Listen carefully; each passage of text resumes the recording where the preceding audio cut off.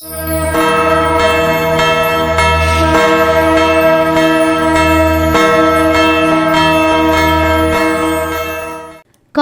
হনুমান আৰু সূৰ্য। কণমানি হনুমানে পুৱাই পুৱাই যেতিয়াই চকু মেলিলে তেওঁৰ হাত তেওঁৰ পেটত ঘূৰিব ধৰিল। আশে পাশে যেতিয়া দৃষ্টি ঘূৰালে আগতে তেওঁ ৰাতি সকলো ফল খাই পেলাইছিল। সেয়েহে আৰু একো বাকী নাই।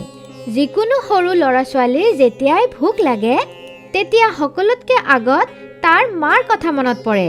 সেয়েহে তেওঁ উঠি মা অঞ্জনীৰ ওচৰলৈ গ'ল। মা, আজিতো বহুত বেছি ভোক লাগিছে আৰু ওচৰত খাবলৈ একোৱেই নাই। কি খাম? পুত্ৰ, যোৱা যাই পেলাই কোনো ফলৰ গছত উঠি যোৱা। যি ফল বিচৰা সেইটোৱে খাই ল'বা। চব ফল আকৌ খাই নেপেলাবা। বেলেগ বান্দৰকো খোৱাৰ সুযোগ দিবা। হয় মা, মই বেছিকৈ নাখাওঁ। কিন্তু মা, কোনটো ফল খাম বুজিয়ে পোৱা নাই। পুত্ৰ, ৰঙা পকি যোৱা ফল চাই পেলাই খাই ল'বা। বেছিকৈ ভোক লাগিছে, সেয়েহে কোনো ডাঙৰ ফল খাবা। সৰু সুৰা ফল দিতো তোমাৰ একোৱে নহয়। ডাঙৰ ডাঙৰ ফলে তোমাক সন্তুষ্ট কৰিব পাৰিব। ঠিক আছে মা, বুজি পালো। গৈ আছো। যেতিয়া পেট ভৰি যাব তেতিয়া উভতি আহি যাম। এয়া কৈ হনুমান বতাহত উৰি গ'ল আৰু চাৰিওফালে দৃষ্টি ঘূৰাব লাগিল।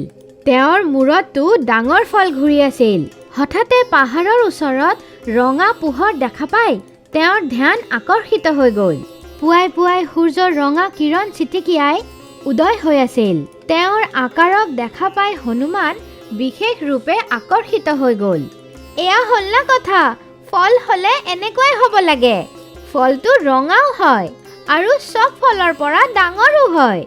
ইমান ডাঙৰ ফলটো ওচৰা ওচৰি আৰু ক'তো নাই। ব'লা তেনেহ'লে এইটোকে খাই লওঁ, এবাৰতে পেট ভৰি যাব। এয়া ভাবি বজৰংবলী সূৰ্যৰ ফালে দ্ৰুত গতিত আগুৱাই গ'ল। সূৰ্যদেৱৰ বৰ আচৰিত লাগিল। এজন বালক তেওঁৰ ওচৰত আহি আছিল। ইয়াৰ আগত তেওঁ কিবা ভাবে হনুমান আগুৱাই গৈ তেওঁক গিলি পেলালে।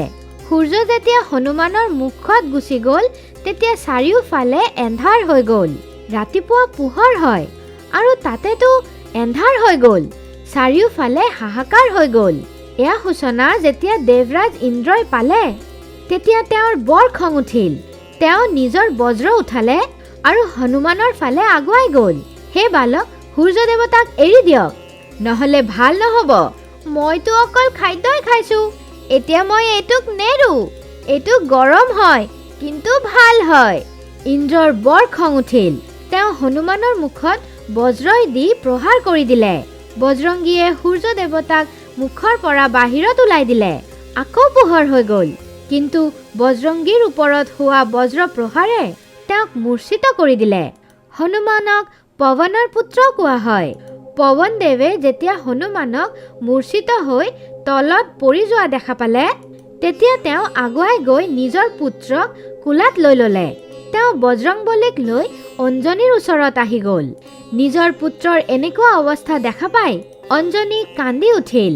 আৰে কি হ'ল মোৰ পুত্ৰক? সি মূৰ্ছিত কেনেকুৱাকৈ হৈ গ'ল?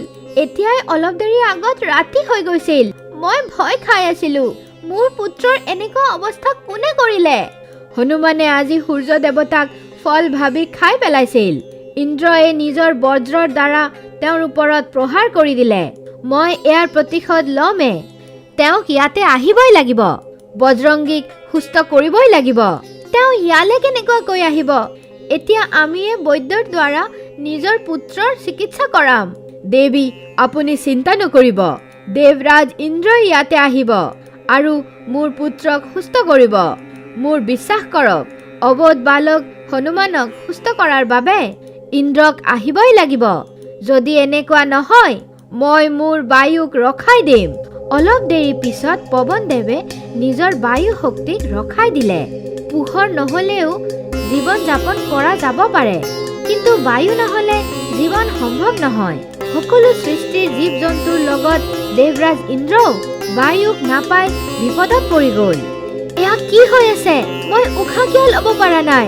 সকলো সৃষ্টি বিপদত পৰি গৈছে, ত্ৰাহিমাম হৈ গৈছে।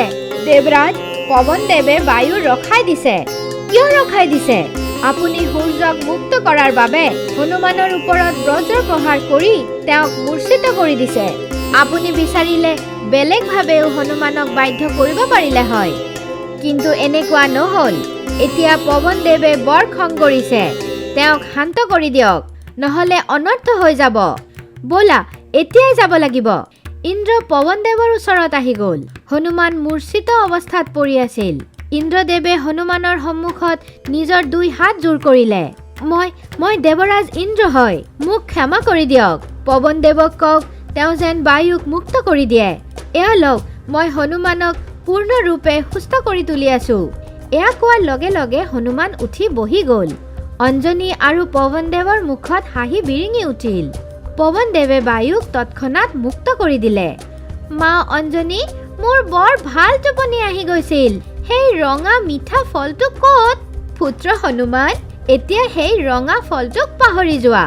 তোমাৰ বাবে ঢেৰ ফল একত্ৰিত কৰা হৈছে। তোমাৰ আৰু এতিয়াও ক'লেও যোৱাৰ প্ৰয়োজন নাই। তোমাৰ ভিতৰত দিব্য শক্তি আছে। তুমি বহুত বুদ্ধিমানো হয়। তুমি তোমাৰ শৰীৰৰ আকাৰ যিমান বিচাৰা ডাঙৰ কৰিব পাৰা। তোমাৰ নেঙুৰৰ বাবে জংঘলো সৰু হৈ যাব।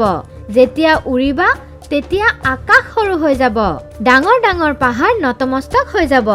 মা, আপোনাৰ পুত্ৰটো বহুত বুদ্ধিমান আৰু শক্তিশালী হৈ গৈছে। হয় পুত্ৰ, এটা কথা সদায় মনত ৰাখিবা। নিজৰ বুদ্ধি আৰু শক্তিৰ প্ৰয়োগ উচিত সময় আৰু স্থানত কৰিবা।